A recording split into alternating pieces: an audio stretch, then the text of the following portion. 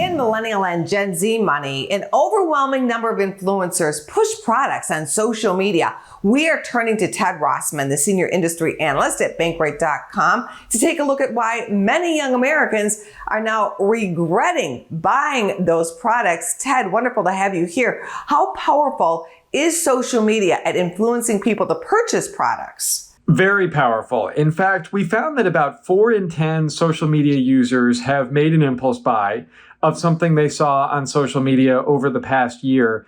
The amounts that people are spending are pretty staggering. The average per impulse buyer is about $750, and that's just over the past year. That adds up to $71 billion nationwide. Are millennials and Gen Zers buying the most products because they are heavily targeted?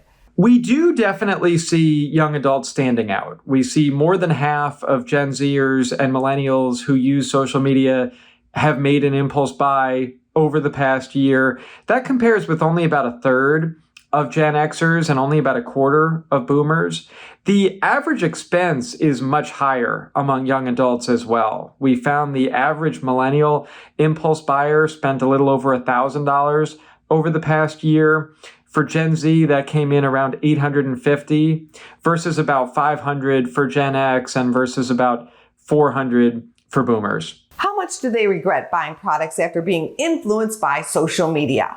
Yes, and that's an important point. So it's not just me telling you this as the personal finance budget guy, but actually 57% of the impulse buyers in our survey said that they regretted at least one of these purchases. So I think that's a cautionary tale. What do you suggest to control impulse buying? I like the idea of instituting a 24-hour rule. Basically, sleep on it before making a purchase.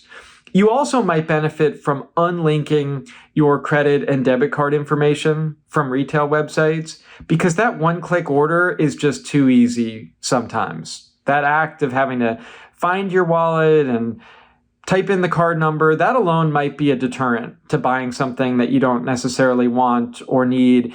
And then one other idea is to make sure that you're building some fun into your budget. You don't want your budget to be only necessities because let's face it, we know we're going to splurge on things from time to time, especially if you're in the habit of buying things that you've seen on social media or really any sort of discretionary purchase. Just make sure that you're accounting for that as you set your monthly budget and you're not surprised at the end of the month about, well, wait a second, where did all this money go? We always appreciate your commentary. Thank you, Ted. Thanks for having me. Go to businessfirstam.com for where to see our show on TV.